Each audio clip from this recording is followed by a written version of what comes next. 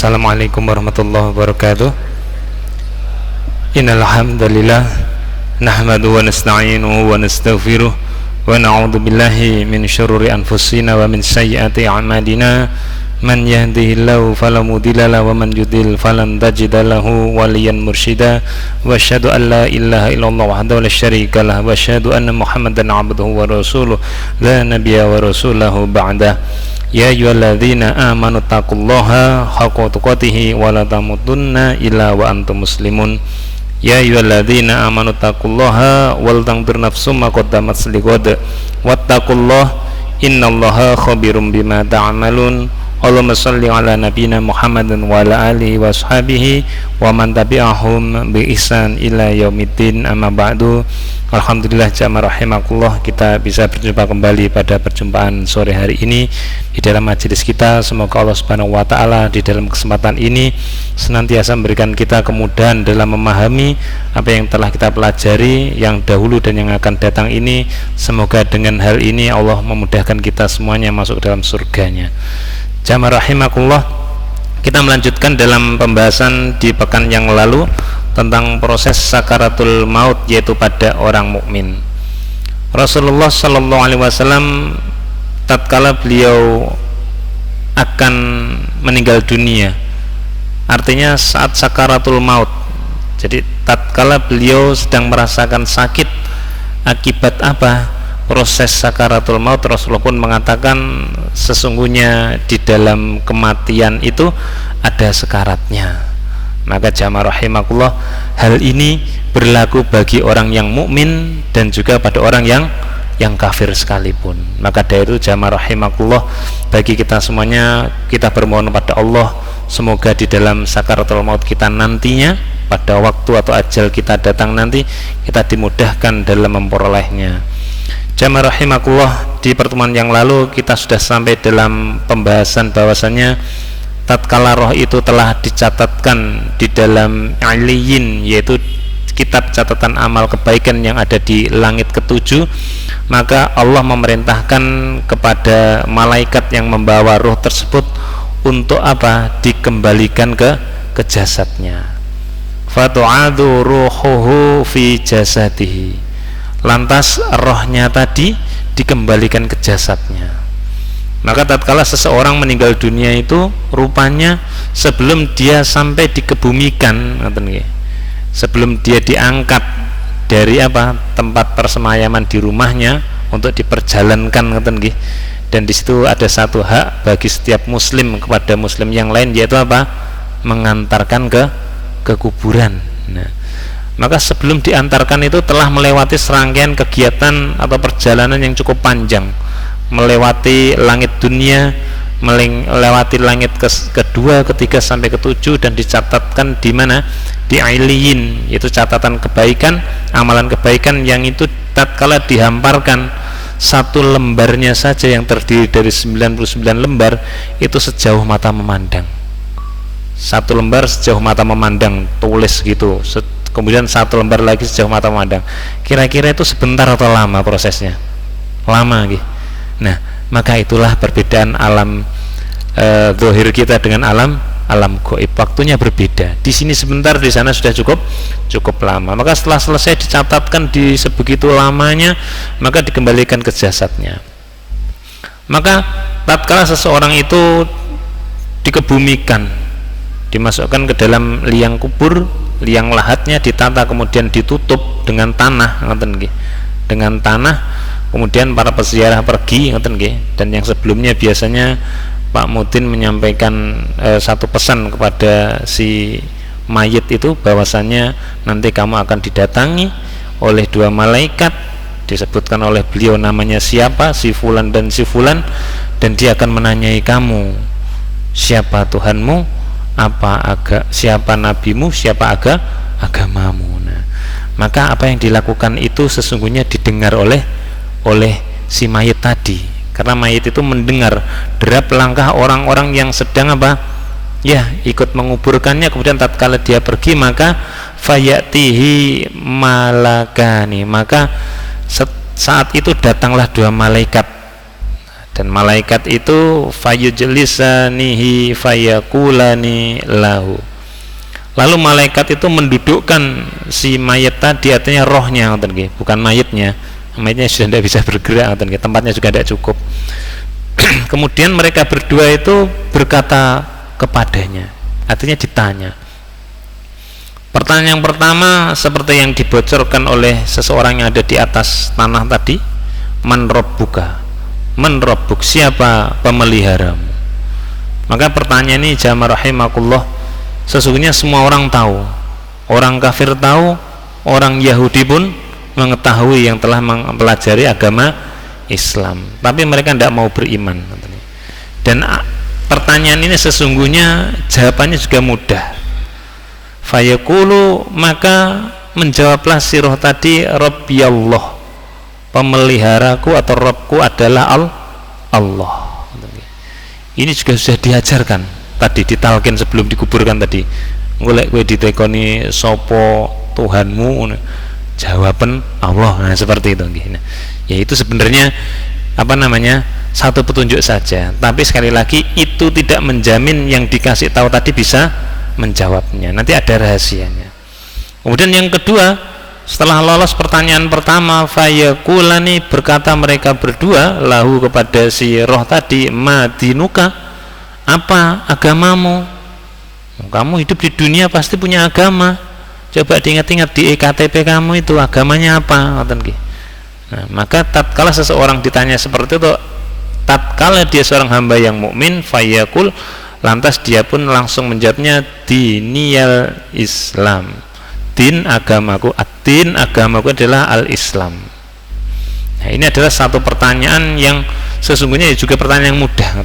Kalau sekarang dihafal, saya yakin anak kecil juga hafal. Tapi ini nanti tidak berlaku hafalan itu di alam kubur. Ya, kita nikmati pertanyaan dan hadis ini dulu. Fayakulanilah, berkatalah mereka berdua kepada si mayat tadi, si roh tadi, ma hadzal rajul. Sekarang saya menunjukkan padamu satu penampakan, siapa laki-laki ini, apa yang kamu ketahui tentang laki-laki ini. Nah, ini merujuk kepada yang ditanyakan di pekan yang lalu, bila seseorang itu mati di saat dia itu menjadi kaumnya bukan Nabi Muhammad, tapi kaumnya Nabi Musa, Nabi Isa, yang ditunjukkan ya gambarnya Rasul tatkala dia hidup. Jadi dia diutus, si Rasul diutus pada kaum yang dimana, terus pada masa apa, tatkala seseorang itu telah berjumpa dengan beliau Rasul ini alaihissalam, maka tatkala dia meninggal nanti si pengikutnya ini ditanya di alam kubur dengan pertanyaan ya seperti ini, siapa laki-laki ini? Nah, ya jelas dia akan menjawab sesuai dengan konteks waktunya. Nah, ini adalah kondisi tatkala seseorang itu Islam, telah diutuslah Rasulullah sallallahu alaihi wasallam. Ditegaskan oleh malaikat tadi, kalau kamu tidak ngerti, alladzi bu'itsa fikum, ini laki-laki ini yang telah diutus pada kamu. Masih ingat enggak? Ada yang ngaku nabi, ya itu. Ada yang ngaku nabi, ya. Maka fayakul, maka berkatalah si roh tadi, huwa Rasulullah sallallahu alaihi wasallam. Dalam riwayat yang lain ada Muhammadnya, dia adalah Muhammad Rasulullah sallallahu alaihi wasallam. Nah, kemudian pertanyaan yang keempat kemarin jamaah rahimakumullah, rupanya pertanyaan di alam kubur itu tidak hanya tiga itu hanya berlaku kepada orang yang non muslim saja, berhenti di situ saja, berhenti kepada orang-orang non muslim, orang kafir, orang munafik. Dia ditanya, man rabbuka, siapa Tuhanmu? Tidak ngerti dia. La adri, saya tidak ngerti, saya tidak tahu apa agamamu, dia juga tidak ngerti. Padahal dia ini dulunya boleh jadi agamanya Nasrani, Hindu, Buddha, ditanya agama tidak ngerti. Jadi dari pertanyaan itu kita bisa mendapatkan satu petunjuk. Innad dina indallahil Islam. Di dalam Al-Quran Allah mengatakan, ya di sisi Allah itu tidak ada agama melainkan hanya Islam. Nah, maka di alam kubur itu nanti pertanyaannya cuma satu, agamamu apa? Kalau dia bukan orang Islam, dia tidak kenal agama, padahal KTP-nya ada, dia beribadah di tempat ibadahnya, baik yang Yahudi itu di sinagog dan yang lain-lain, di pura, di wihara.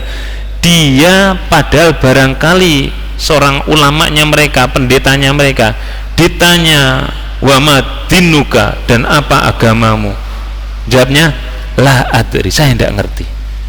Kira-kira ini dia lupa ndak kalau dulu dia beragama apa kira-kira?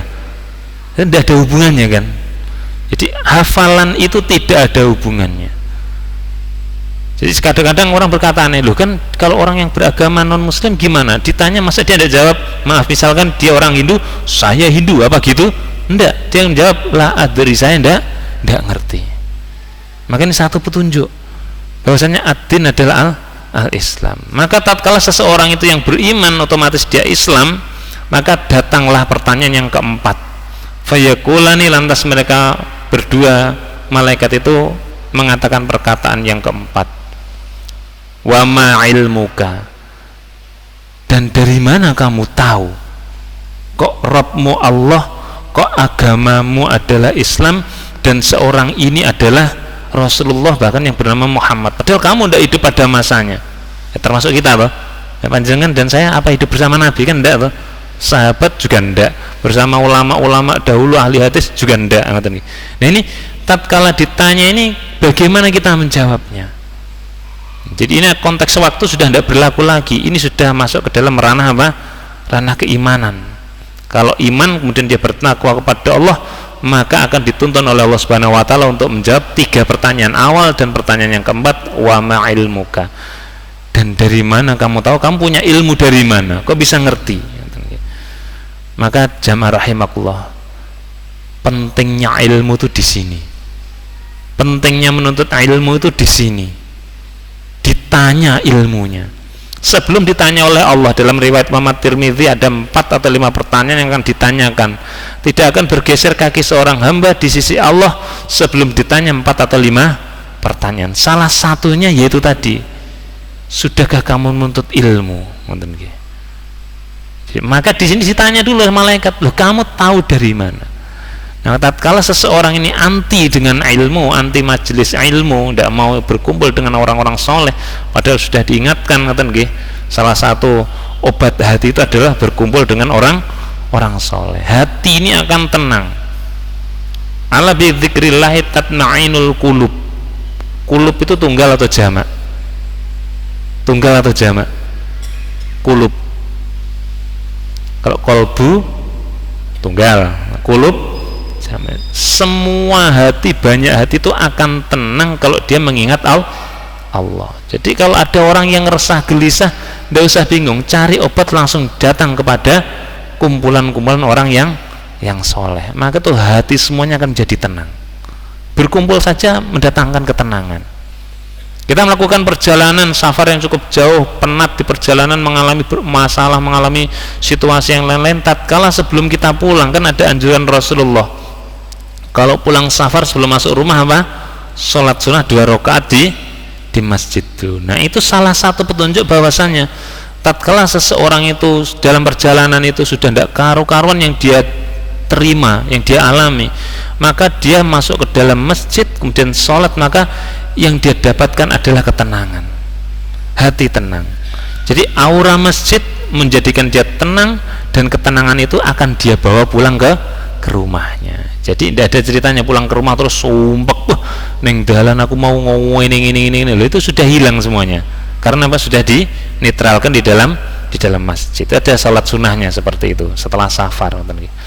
Nah, jadi dengan seperti itulah mengingat hati, mengingat Allah dengan apapun caranya, baik sholat maupun dengan menuntut ilmu, hati akan menjadi tenang. Dan disitulah pentingnya ilmu bersama orang-orang soleh, dan nanti akan kita dapatkan ilmu-ilmu itu untuk menjawab salah satunya pertanyaan di alam kubur. Dari mana engkau tahu?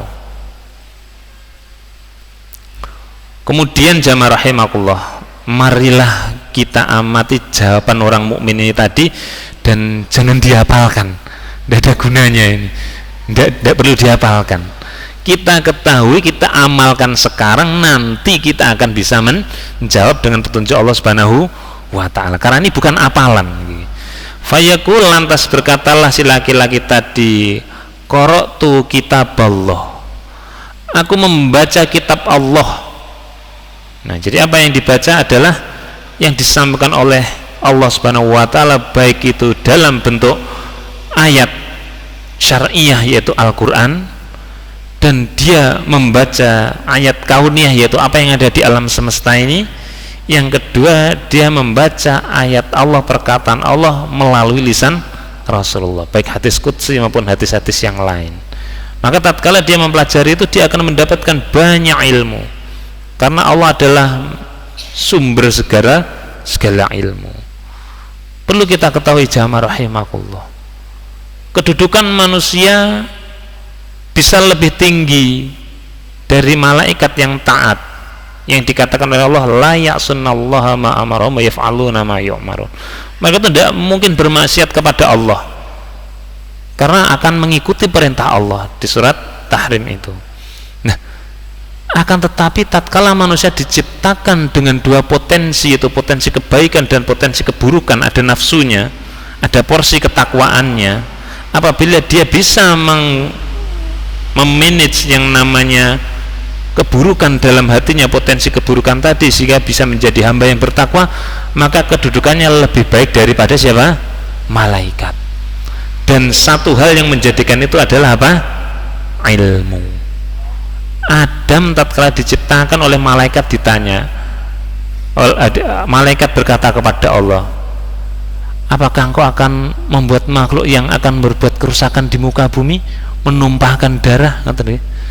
Maka Allah mengatakan, ya kamu tidak ngerti, karena aku lebih mengerti daripada apa yang kamu ketahui. Maka Allah memberikan satu kelebihan pembeda, yaitu apa? Ilmu.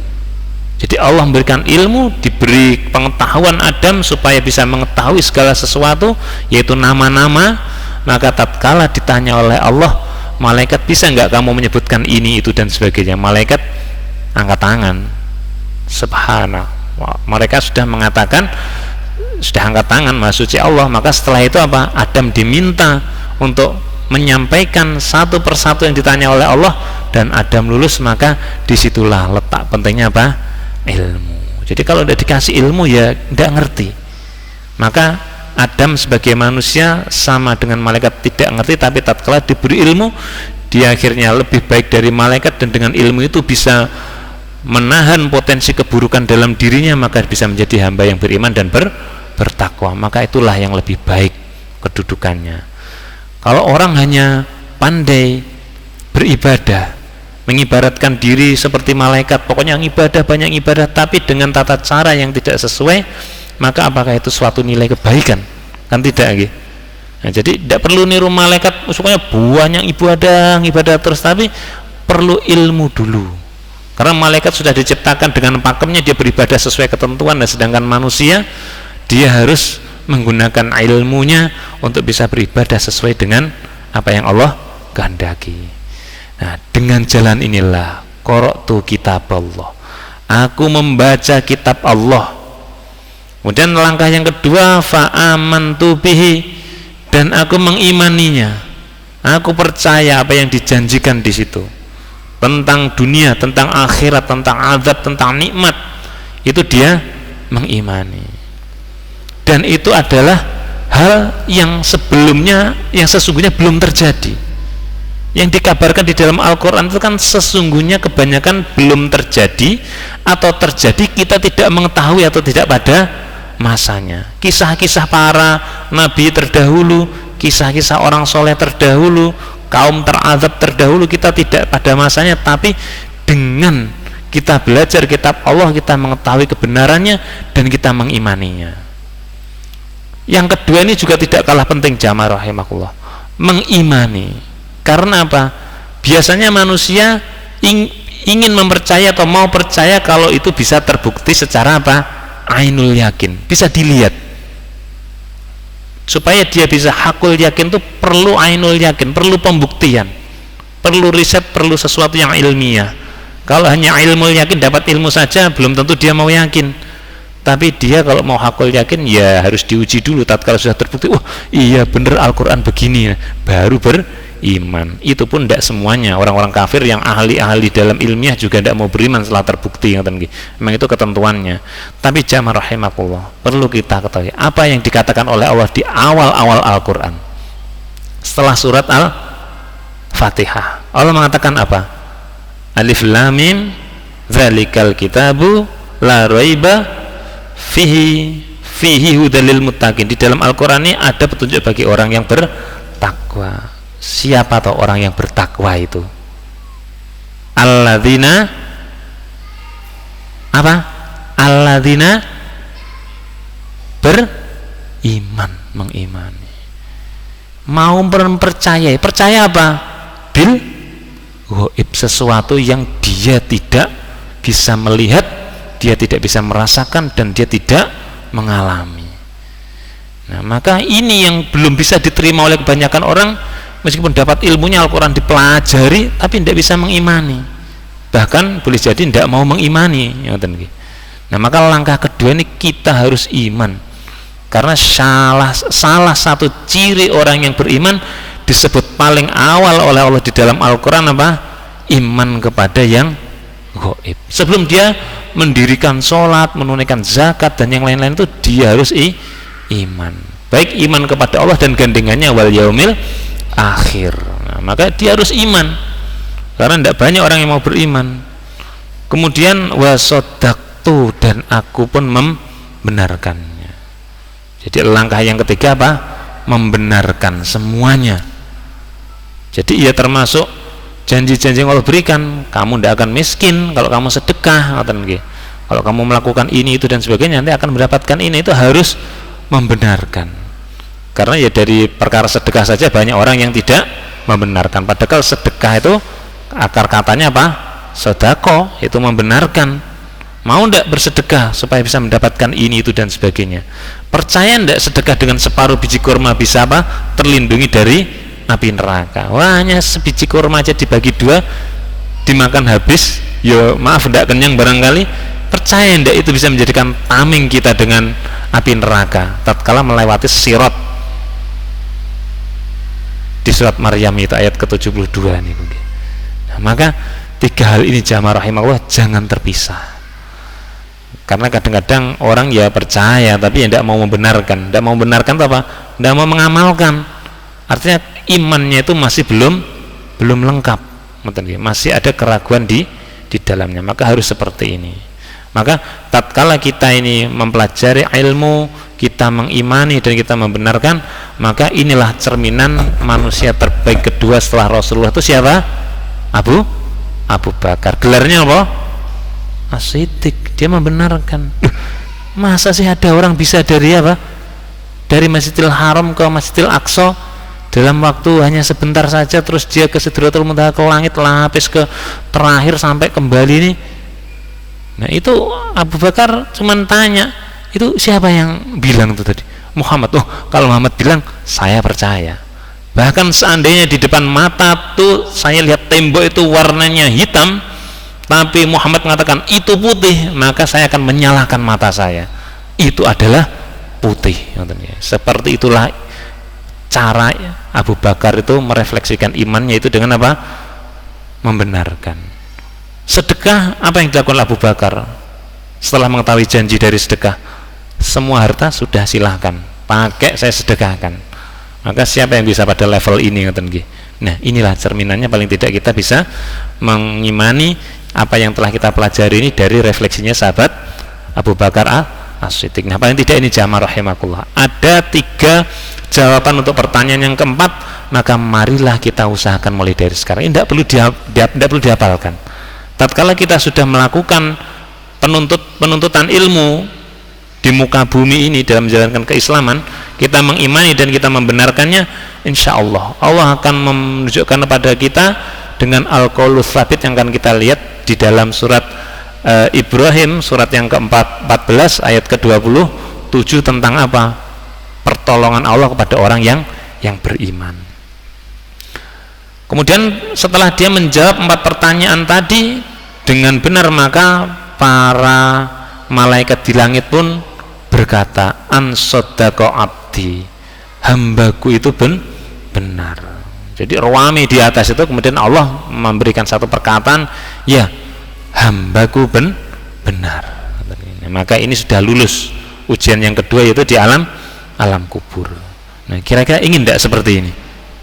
Nah, langkah yang pertama ya kita iman dulu, menjadi orang yang Islam. Setelah itu mengamalkan apa yang kita pelajari dalam penuntut ilmu, insya Allah nanti kita akan bisa sampai pada tahap ini. Dan pertanyaan keempat ini hanya untuk orang yang beriman. Kalau tidak beriman sudah, nanti akan kita lihat di akhir-akhir hadis ini, nanti dia pertanyaan ketiga saja sudah selesai, langsung diadab.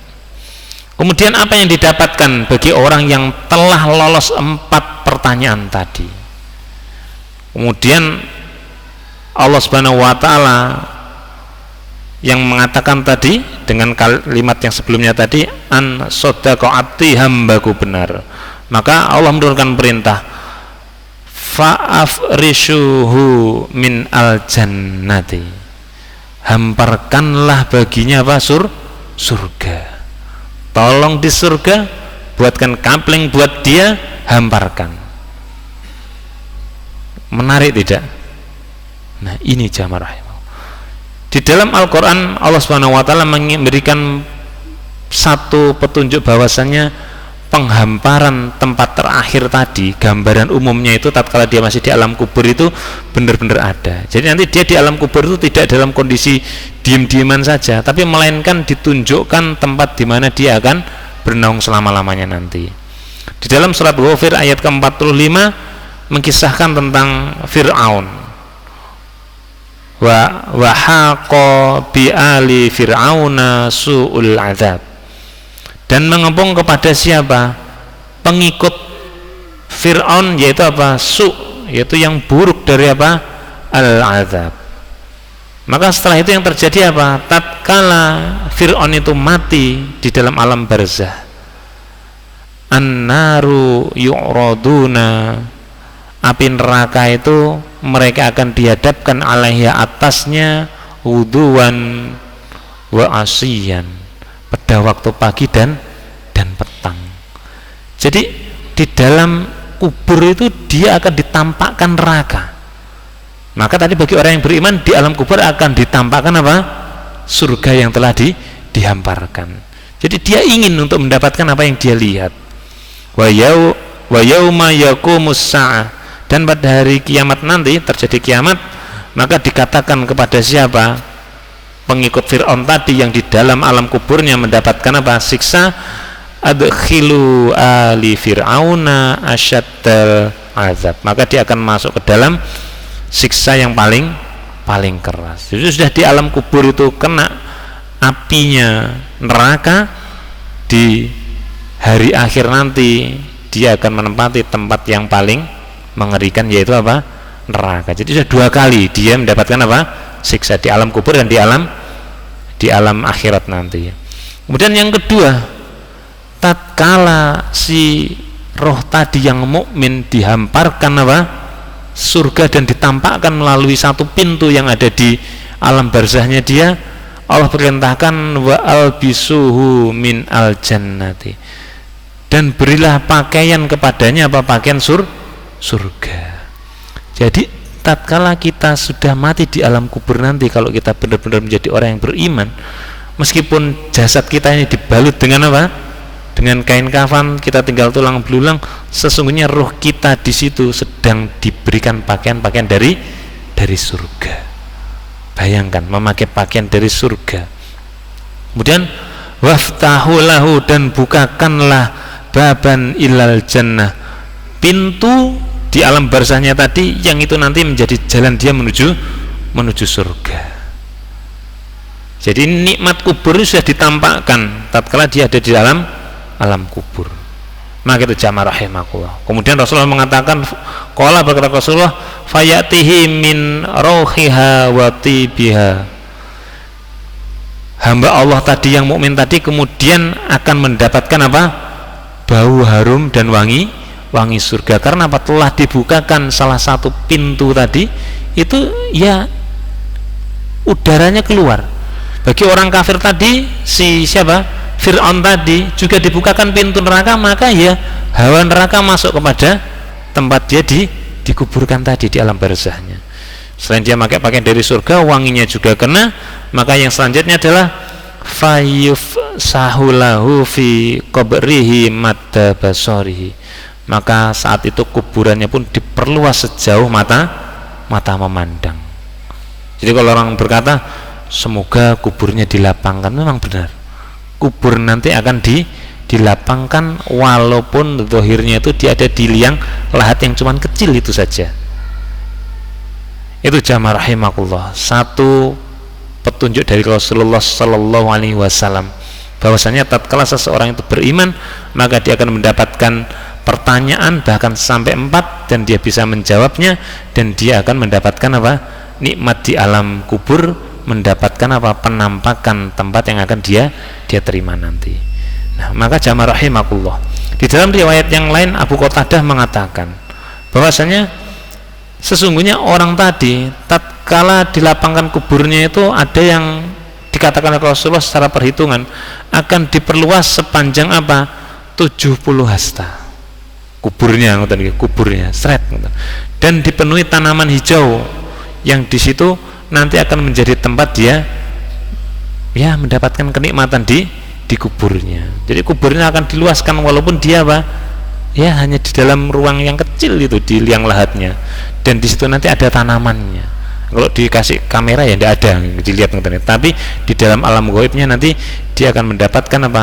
Tempat yang sangat enak bagikan di surga, ada tanamannya. Kemudian laki-laki tadi tatkala telah mendapatkan nikmat itu, wa ya'tihi rajulun hasanul wajhi, dia akan mendapati seorang laki-laki yang baik apa? Al wajhi, yaitu wajahnya. Jadi setelah malaikat itu mulai mau pergi, itu didatangi seorang makhluk lagi yang wajahnya itu rupawan, hasanus thiyab, yang pakaiannya pun juga indah. Kemudian apa? Baunya pun juga wangi. Jadi heran itu, kok ada yang datang lagi gitu nih. Nah, ini mau ngapain? Mau nanyain atau gimana? Kemudian malaikat dua tadi sebelum pergi meninggalkan si orang iman tadi berkata, absir billadzi yasuruk, bergembiralah kamu dengan apa? Kabar yang dulu kamu dapatkan, dan inilah kabar gembiranya. Ini ada laki-laki datang, ini akan membawa kabar gembira kepadamu, dan dia akan menggembirakanmu sampai kapan? Ya sampai waktu yang Allah tentukan. Hadza yaumuka, ini harimu, alladzi kunta tu'adun, yang hari itu telah dijanjikan dahulu dan sekarang kau mendapatkannya. Jadi kata para ulama, kamu akan dilapangkan kuburmu, ya ini. Misalkan kita mendapati hadis ini sekarang kita baca, nanti kita juga akan mendapatkannya, kita akan melihatnya. Sebagaimana hadis ini. Kemudian si mayit tadi berkata, man anta, siapa engkau? Kemudian wajhu yaji'u bil khair, yang aku lihat wajahmu itu adalah wajah yang mendatangkan kebaikan, kok menyenangkan sekali wajahnya. Kemudian si laki-laki tadi berkata, anna amaluka solihu, aku adalah amal solehmu. Jadi jamaah rahimakumullah, kita itu tatkala mati, in koto amaluhu ila salatin, akan terpotong apa? Urusan kita tatkala hidup itu kecuali 3, yaitu apa? Ilmu, kedua apa? Anak, yang ketiga apa? Ada yang tahu satunya?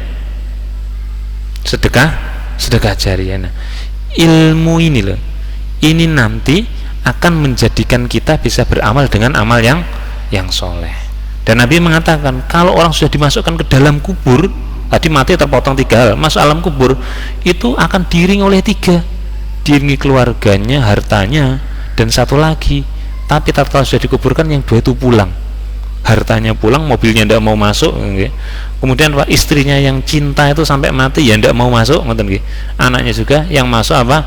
Amal itu ada 2, amal baik dan amal buruk. Nah, maka tatkala kita ini nanti memiliki banyak amal kebaikan, yang menemani kita nanti justru amal kebaikannya, walaupun kita memiliki amal buruk, dosa-dosa, makanya nanti kita akan dihisab oleh Allah dan ini akan dibersihkan nanti. Tapi ini yang muncul adalah amal kebaikan dan berwujud seperti orang yang menyenangkan. Maka tatkala melihat kenikmatan itu tadi, dia berkata, Rabbi akim as-sa'ah, ya Allah tolong jadikan kiamat itu datang sekarang juga, hatta arji'a ila ahli wa mali, hingga aku bisa menemui keluargaku dan hartaku.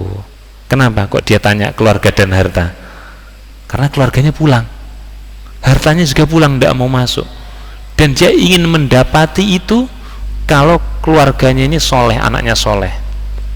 Nah, dia kan bisa mendapati, bisa berkumpul lagi di surga. Dan harta ini jamaah rahimakumullah bisa dibawa pulang mati itu dengan cara apa? Disedekahkan. Maka tadi 3 jawaban untuk pertanyaan keempat adalah apa? Membenarkan. Dengan disedekahkan sesungguhnya harta itu kita konversi ke dalam alam gaib kepada apa? Catatan amal kebaikan, dan nanti akan dikonversi lagi oleh Allah Subhanahu wa taala dengan apa? Bangunan di surga yang penuh apa? Kelengkapannya. Jadi harta itu bisa dibawa pulang, tapi dengan cara apa? Dikonversi dulu. Maka kalau orang tidak membenarkan janji tentang sedekah, maka dia tidak akan mendapati hartanya kembali bersamanya. Itu jamaah rahimahullah. Sampun telas ya wektalipun. Nah, baik jamaah rahimakumullah, demikianlah proses sakaratul maut sampai di dalam alam barzah bagi hamba yang bertakwa atau hamba yang mukmin. Di dalam hal yang terakhir ini yang akan kita sampaikan berkaitan dengan perkataan yang teguh tadi jamaah rahimakumullah, yang saya sampaikan jangan dihafalkan karena percuma, wong seorangnya mau dimasukkan dalam kubur juga ditalkin pun juga tidak membantu sama sekali, maka Allah Subhanahu wa taala berkata di surat Ibrahim ayat ke-27, a'udzubillahi minasyaitonirrajim, bismillahirrahmanirrahim, yutsabbitullah, akan mendapatkan apa? Peneguhan. Apa? Dari Allah. Jadi Allah yang akan meneguhkan. Maaf ya, bukan Pak Mudin yang meneguhkan, bukan. Yang meneguhkan kita untuk menjawab pertanyaan malaikat itu bukan orang yang ada di atas kubur kita, melainkan Allah. Selain juga meneguhkan kita mengucapkan kalimat la ilaha illallah di akhir kehidupan kita. Kepada siapa Allah memberikan peneguhan tadi? Ingat kata Allah, alladzina amanu, kepada orang-orang yang beriman. Setelah menuntut ilmu, dapat ilmu, dia beriman, ini akan mendapatkan bagi orang beriman peneguhan dari Allah apa? Bil qaulis tsabit, dengan perkataan apa? Al qaulus tsabit, perkataan yang teguh, yaitu kalimat tauhid la ilaha illallah, tatkala dipanggil oleh malaikat maut dan bisa menjawab 4 pertanyaan dari malaikat di alam kubur. Allah mengatakan dia akan mendapatkan hal itu fil hayati dunia, dalam kehidupan dunia. Dia bisa memegang kalimat tauhidnya tadi sampai dia akan dipanggil oleh siapa? Malaikat maut untuk keluar dari jasadnya. Dia bisa mengucapkan la ilaha illallah tatkala di sakaratul maut. Kalau enggak, dia akan ikut dengan apa? Jin dan juga setan-setan dari kalangan manusia, sebagaimana paman Nabi, yaitu siapa? Abu Thalib, yang tidak mau mengucapkan kalimat apa? La ilaha illallah, padahal Rasulullah sendiri yang mentalkinnya, saudaranya sendiri, ponakannya sendiri. Wa fil akhirah, dan di kehidupan akhirat, yaitu di alam kubur, bisa menjawab pertanyaan siapa? 2 malaikat tadi dengan 4 pertanyaannya. Wa yudillullah, dan Allah akan menyesatkan, akan mendulalahkan siapa? Az-zalimin, orang-orang yang melampaui batas. Jadi orang yang belum dibiarkan, yang tidak beriman, dipanggil oleh malaikat, tatkala rohnya dikeluarkan tidak bisa menjawab, bingung. Tatkala berjumpa dengan 2 malaikat di alam kubur juga tidak bisa menjawab, padahal maaf, mungkin agamanya Hindu Buddha, tidak bisa menjawab agamanya apa. Jawabannya apa? Tidak ngerti. Padahal seharusnya dia jawab dengan agama yang dia tulis di EKTP-nya. Wa yaf'alullah, dan Allah berbuat seperti itu mayyasha, apa yang Allah kehendaki. Itu adalah kehendak Allah jamaah rahimakumullah. Jadi diupayakan oleh orang di atas kubur kita, ditalkin nanti kamu akan ditemui ini dan sebagainya, mungkin dikasih apa? Contekan di kain kafannya, itu tidak akan bisa bermanfaat kecuali apa? Ini yutsabbitullah alladzina amanu bil qaulis tsabit. Itu jamaah rahimahullah, semoga kita merupakan bagian dari orang-orang yang Allah berikan al qaulus al-qaulu tsabit. Wallahu a'lam bishawab. Barakallahu lakum fi hadzal majlis. Rabbana la ta'khidna in nasina aw akhtana, rabbana taqabbal minna innaka antas samiul alim. Wassallallahu ala Muhammad wa akhiru da'wana anil hamdulillahi rabbil alamin. Wassalamualaikum warahmatullahi wabarakatuh.